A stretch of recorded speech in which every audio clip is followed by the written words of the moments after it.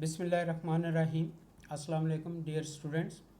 مطالعہ پاکستان کے lecture number 22 کے ساتھ آپ کی خدمت میں حاضر ہوں، اور آج کا ہمارا موضوع ہے ریاست جموں و کشمیر۔ ریاست جموں و کشمیر آپ یوں کہہ لیں کہ وہ بنیادی مسئلہ ہے ہندوستان اور بھارت کے درمیان جو ابھی تک UN چارٹر کے مطابق حل طلب ہے، اور اس پر بھارت نے جو ہے وہ زبردستی قبضہ کیا ہوا ہے، اور گائے بگائے اس قبضے کے لیے وہ کوئی نہ کوئی نئی چال چلتا رہتا ہے۔ جیسے حال ہی میں ہم نے دیکھا کہ پچھلے ایک سال سے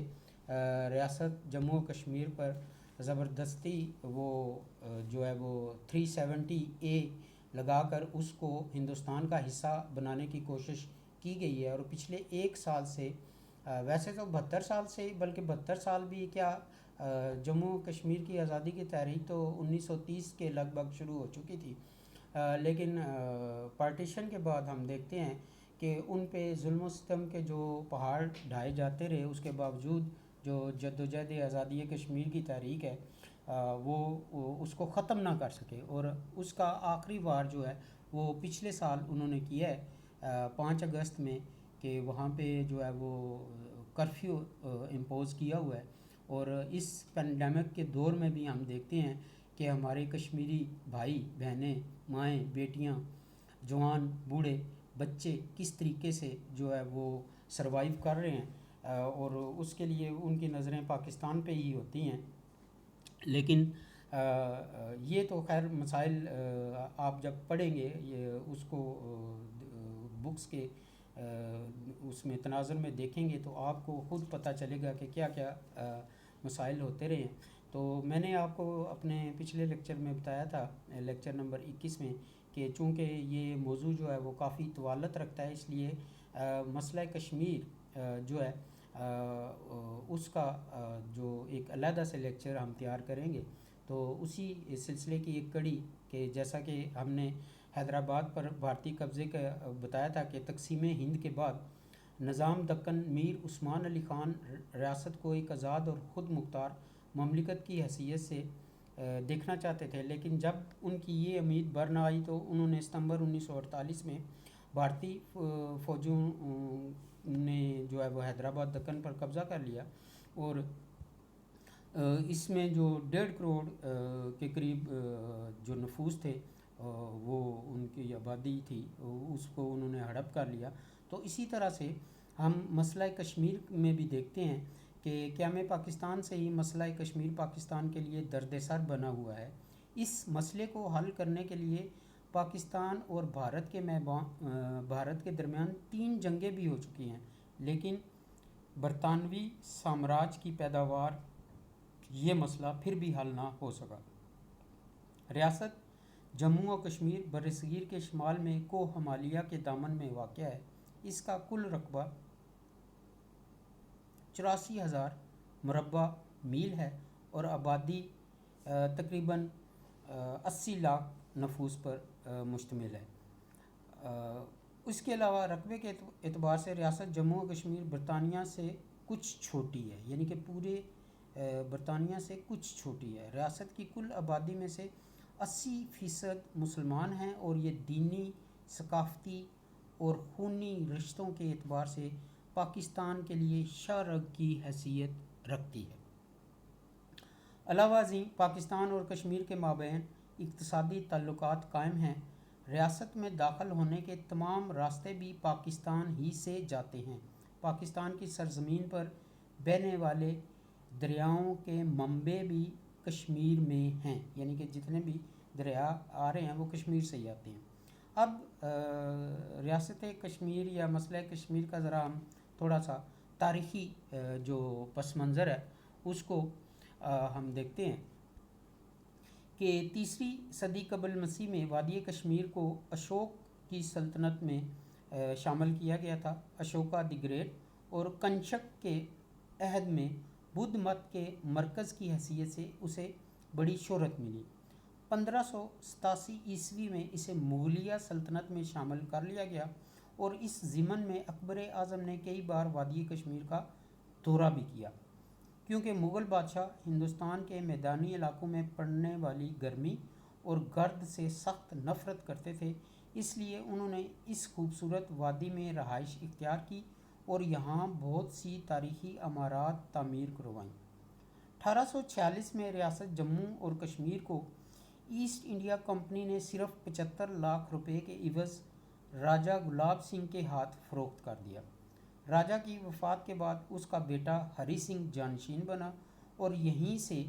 کشمیر میں آباد مسلمانوں کے ساتھ ہندوؤں کے ناروا سلوک کی ابتدا ہوئی۔ مسلمانوں نے اپنے حقوق کے تحفظ کے لیے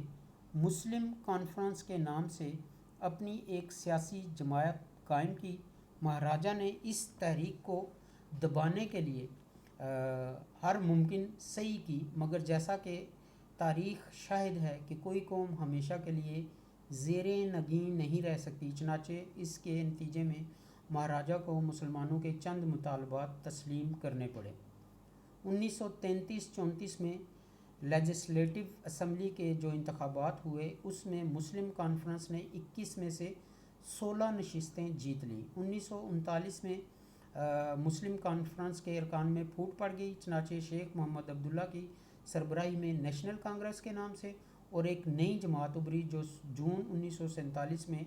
تقسیم ہند کے منصوبے کا اعلان ہوا۔ اب یہ ہم دیکھتے ہیں کہ جو مسلم کانفرنس تھی چودھری غلام عباس، اور پھر اس سے آگے اس کی جو باغ ڈور تھی وہ آپ یوں کہہ لیں کہ آگے وہ چلتی رہی، جو کہ مسلم کانفرنس ابھی بھی موجودہ جو آزاد کشمیر ہے اس میں انتخابات میں حصہ لیتی ہے۔ اسی طرح سے جو نیشنل کانگریس ہے وہ شیخ عبداللہ اور پھر اسی طرح سے دیگر جو مقبوضہ کشمیر کی جماعتیں ہیں ان کی اس میں وہ اس کا نام لیا جاتا ہے۔ بہرحال نیشنل کانگریس اور مسلم کانفرنس میں پھوٹ ڈلوائی گئی یا جو سازش کی گئی اس کو آج پھر وہی نیشنل کانگریس سے تعلق رکھنے والے وہ شیخ عبداللہ کا پوتا عمر عبداللہ اور اس کا بیٹا فاروق عبداللہ اور مفتی سعید کی بیٹی محبوبہ مفتی، مطلب وہ لوگ جنہوں نے کہ ہندو کی چال بازیوں میں آ کے اس وقت تو وہ جو استصواب رائے ہے یا اس کا جو ڈھونگ تھا اس کو تسلیم کر لیا تھا، لیکن آج 72 سال کے بعد وہ لوگ یہ بات ماننے پہ مجبور ہو گئے ہیں۔ آج بھی ان کی ہندو یا ہندوستانی میڈیا میں دیکھیں کہ ان کے بیانات کس طرح سے آتے ہیں اور وہ کہتے ہیں جی کہ ہمارے آباء و اجداد نے غلط فیصلے کیے تھے اور آج ہمیں وہ بھگتنے پڑ رہے ہیں، جبکہ اس کی بنسبت ہم دیکھتے ہیں کہ وہ مسلم کانفرنس یا دیگر جو رائٹسٹ جو ونگ سے تعلق رکھنے والے ہیں، سید علی گیلانی یا اسی طرح کے اور بہت سارے آپ یوں کہہ لیں کہ شہداء، مقبول بٹ، اور مطلب ہے کہ یہ جو شہید برہان وانی اور اس سے پہلے اشفاق وانی اور پھر مقبول بٹ، اور وہ مطلب ہے کہ ایک لامتناہی جو سلسلہ ہے شہداء کا جو کہ آپ یوں کہہ لیں کہ ہمیں تاریخ کشمیر میں پڑھنے کو ملتا ہے۔ تو بہرحال اس کے تحت جو ہے تمام ریاستی حکمرانوں کو یہ اختیار دیا گیا تھا کہ تقسیم ہند کے منصوبے میں وہ پاکستان یا بھارت سے الحاق کر سکتے ہیں۔ مسلم کانفرنس نے کشمیر کے پاکستان سے الحاق کے حق میں فیصلہ دیا۔ ادھر ماؤنٹ بیٹن جو تھا اور کانگریسی رہنماؤں نے راجہ کو سبز باغ دکھائے۔ راجہ نے اس مسئلے کو نفسیاتی طریقے سے حل کرنے کے لیے پاکستان اور بھارت کی حکومتوں کے ساتھ معاہدہ کرنے کی یہ پیشکش کی کہ پاکستان اور بھارت کسی ریاست کشمیر کے ساتھ اس قسم کے تعلقات رکھیں گے جو ریاست کے برطانوی حکومت کے ساتھ تھے۔ تو یہ اتنا کوئی قابل عمل پوائنٹ نہیں تھا۔ پاکستان نے اس تجویز کو تسلیم کرتے ہوئے راجہ سے 2 سال کے لیے معاہدہ کر لیا، یعنی کہ 2 سال کے لیے وہ راجہ نے پیشکش کی تھی کہ پاکستان اور بھارت جو ہے وہ وہی سلوک کریں گے جو کہ برطانوی حکومت کے ساتھ رہتے ہوئے کشمیر کی ریاست کے ساتھ ہو رہا تھا۔ تو پاکستان نے تو اس تجویز کو تسلیم کر لیا، لیکن بھارتی وزیر اعظم پنڈت جواہر لال نہرو نے اس معاہدے کی مخالفت کرتے ہوئے کہا کہ مہاراجہ کو اس قسم کا معاہدہ کرنے کا کوئی اختیار نہیں۔ چنانچہ ہری سنگھ نے ریاست کا الحاق بھارت سے کرنے کی درخواست دی جسے قبول کر لیا گیا۔ اب وہ درخواست کس تناظر میں اور کن حالات میں دی گئی تھی، یہ بعد کی جب ہم تاریخ پڑھتے ہیں تو اس میں ہمیں پھر پتہ چلتا ہے کہ کس طریقے سے سردار پٹیل جو تھے وہ جو ہے وہ پسٹل رکھ کے اور دیگر ذرائع استعمال کر کے کس طریقے سے جو ہے وہ ریاستی حکمرانوں کو مجبور کر دیتے تھے کہ وہ ہندوستان کے ساتھ جو ہے وہ الحاق کر لیں۔ کشمیری عوام نے راجہ کے اس اقدام کی مخالفت کرتے ہوئے صدائے احتجاج بلند کی اور اس کے نتیجے میں ستمبر 1947 میں مسلمانوں کی ڈوگرا راجہ کے خلاف بغاوت جو تھی وہ عروج پر پہنچ گئی، تو بھارت نے نام نہاد قبائلی حملے کا بہانہ بنا کر 22 اکتوبر 1947 کو بھارت کے ساتھ الحاق کا اعلان قبول کر لیا، یعنی کہ وہ اپنے طور پہ ہی سب کچھ کر کے اس کو قبول کر لیا۔ اور اس کے فوراً بعد بھارتی افواج کشمیر میں داخل ہو گئیں اور انہوں نے کشمیری عوام کا قتل عام شروع کر دیا۔ اس دوران میں کشمیری حریت پسندوں نے کشمیر کے وسیع و عریض رقبے پر قبضہ کر کے آزاد کشمیر حکومت کے قیام کا اعلان کیا۔ 24 اکتوبر 1947 تراڑکھل نئی حکومت جو ہے وہ اس کا صدر مقام قرار دیا گیا اور سردار عبدالقیوم اور سردار ابراہیم جو کہ اس حریت پسندوں کے قیادت کر رہے تھے، اور اس میں جو سردار ابراہیم تھے جو کہ بعد میں پیپلز پارٹی آزاد کشمیر میں شامل ہو گئے تھے، اس کے پہلے صدر بنے۔ 1 جنوری 1948 کو بھارت نے مسئلہ کشمیر اقوام متحدہ میں پیش کیا۔ پاکستان نے جوابی کارروائی کے طور پر 16 جنوری کو اپنی شکایات سلامتی کونسل میں پیش کر دی اور اس طرح اس مسئلے کو ایک بین الاقوامی تنازع کی حیثیت حاصل ہوگی۔ 28 جنوری 1948 کو سلامتی کونسل کے صدر نے پاکستان اور بھارت کے نمائندوں کے ساتھ صلاح مشورہ کرنے کے بعد سلامتی کونسل کے اجلاس میں کہا کہ فریقین کے مابین 3 نکات پر سمجھوتہ ہو گیا ہے، جو یہ ہیں: نمبر 1، ریاست کے مستقبل کا فیصلہ کرنے کے لیے استصواب کرایا جائے گا، یعنی کہ عوام سے ان کی رائے مانگی جائے گی۔ نمبر 2، استصواب رائے کے سلسلے میں مکمل غیر جانبداری کی ضمانت دی جائے گی۔ نمبر 3، استصواب رائے اقوام متحدہ کی نگرانی میں ہوگا۔ سلامتی کونسل کے صدر نے ان نکات کی روشنی میں سلامتی کونسل میں ایک قرارداد پیش کی۔ اس قرارداد میں کہا گیا تھا کہ نمبر 1، کشمیر سے تمام غیر ملکی فوجیں نکال دی جائیں۔ نمبر 2، استصواب کے لیے غیر جانبدار انتظامیہ قائم کی جائے۔ نمبر 3، استصواب اقوام متحدہ کی نگرانی میں ہو۔ یہ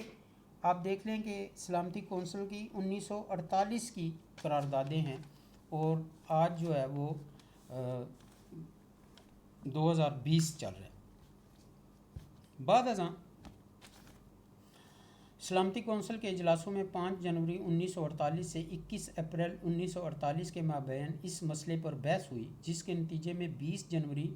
1948 کو اقوام متحدہ کے کمیشن برائے ہندو پاک کی منظوری دی گئی۔ کمیشن ایڈمرل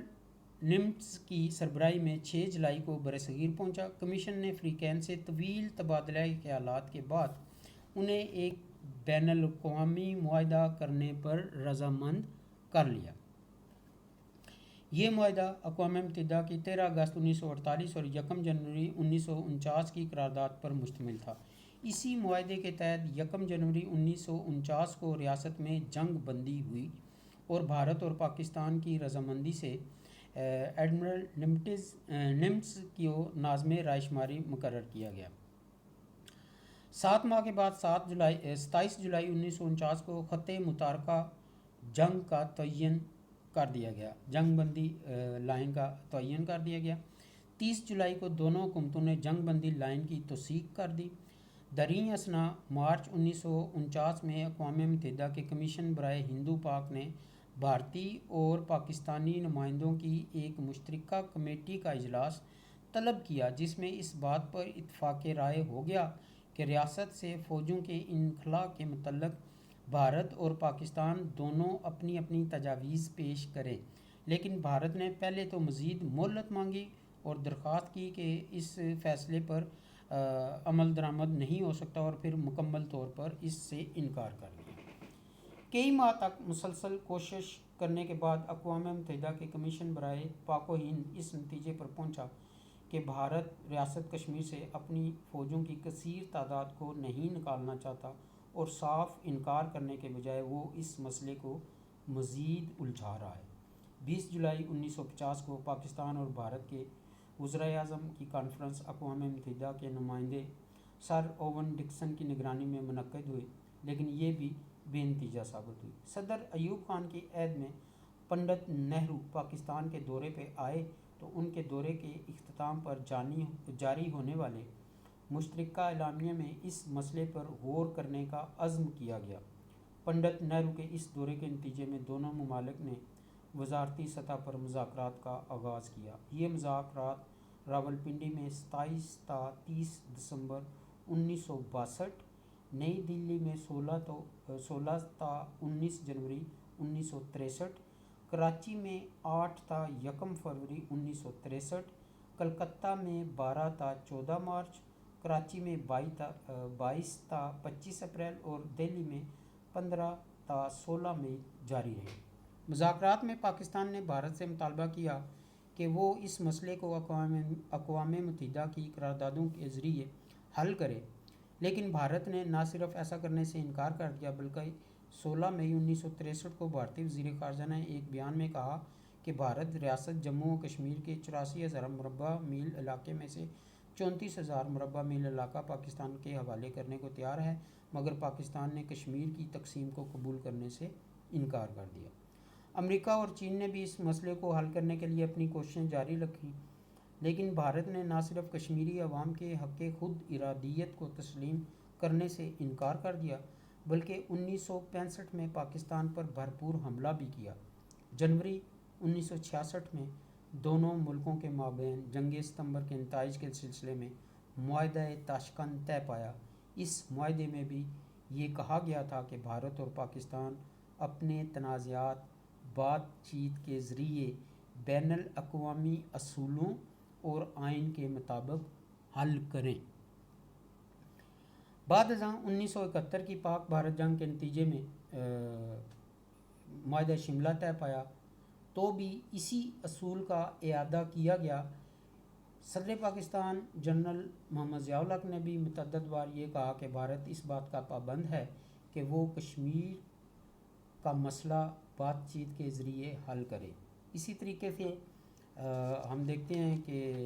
بینظیر دور حکومت میں، نواز شریف دور حکومت میں، اور پھر دوبارہ مشرف دور میں، پھر آپ یوں کہہ لیں کہ آج کل کی جو موجودہ حکومت چل رہی ہے، تو کوئی بھی جو پاکستانی حکومت آتی رہی ہے اس میں مسئلہ کشمیر جو ہے وہ پاک بھارت کے لیے سر فہرست رہا ہے۔ اب ہم دیکھتے ہیں کہ جب یہ مسئلہ سٹینڈ سٹل جو ایک ایگریمنٹ تھا اس کے تحت جو رہا ہے، تو اسی دوران جو ہے کشمیر میں جو RSS کے گنڈے تھے انہوں نے مختلف جو ہے وہ آپ یوں کہہ لیں کہ کارروائیاں کر کے کشمیریوں کی جو ہے وہ نسل کشی کرنے کی کوشش کی گئی۔ پھر آج کل کے حالات کے مطابق بھی ہم دیکھتے ہیں کہ آج کل کے حالات میں بھی کس طریقے سے جو ہے وہ کشمیریوں کو ان کی آپ یوں کہہ لیں کہ ایک طرح سے اکثریت کو اقلیت میں بدلنے کی کوششیں کی جا رہی ہیں، اور حتیٰ کہ آج کل کے حالات میں ہم دیکھتے ہیں تو ہمیں پتہ چلتا ہے کہ انہوں نے وہ جو کشمیریوں کو ایک خصوصی حیثیت حاصل تھی کہ کوئی غیر کشمیری وہاں پہ پراپرٹی نہیں خرید سکتا یا وہاں کی وہ جو ڈومیسائل ہے وہ نہیں بنا سکتا، تو آج کل ہم خبروں میں یہ سنتے ہیں کہ یہ تمام چیزیں جو ہیں وہ آہستہ آہستہ کر کے ختم کی جا رہی ہیں، اور ان کو غیر کشمیری لوگوں کے نہ صرف ڈومیسائل بنا دیے جاتے ہیں بلکہ موجودہ جو اپڈیٹس ہیں اس کے مطابق تو سننے میں یہ آ رہا ہے کہ تقریباً 25 سے 50,000 کے درمیان جو غیر کشمیری وہاں پہ ہندو یا دیگر لوگ ہیں ان کے کشمیری ڈومیسائل جو ہے وہ بن بھی چکے ہیں، اور اس کے ساتھ ساتھ بھارتی حکومت نے جو ہے وہ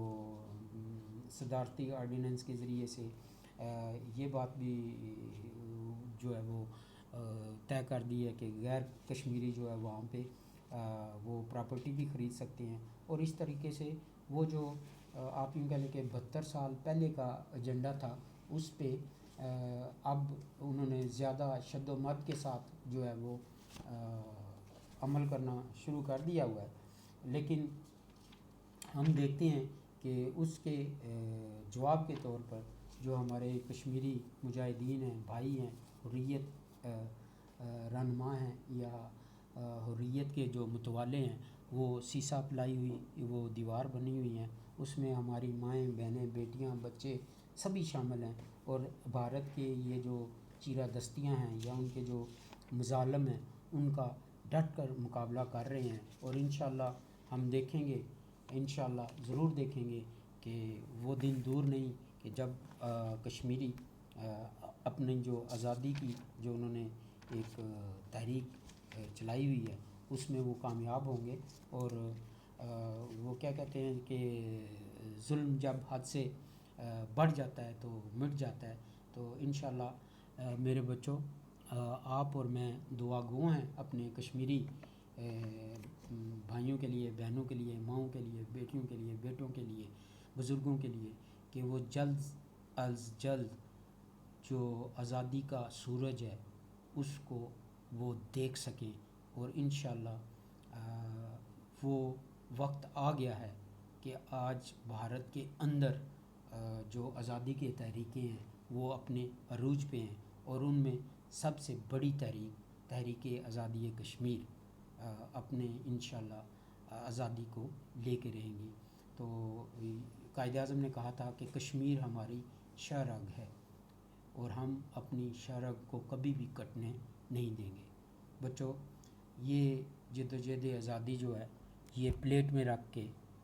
یا یہ ملک جو ہے یہ پلیٹ میں رکھ کے ہمیں نہیں دیا گیا. اس کے لیے ہمارے اجداد نے بڑی قربانیاں دی ہیں. ابھی بھی ہمارے جو بہن بھائی ہیں مقبوضہ کشمیر میں وہ قربانیاں دیتے چلے آ رہے ہیں. اور انشاءاللہ عن قریب اس کا جو آپ ثمر ہے وہ کشمیر کی آزادی کی صورت میں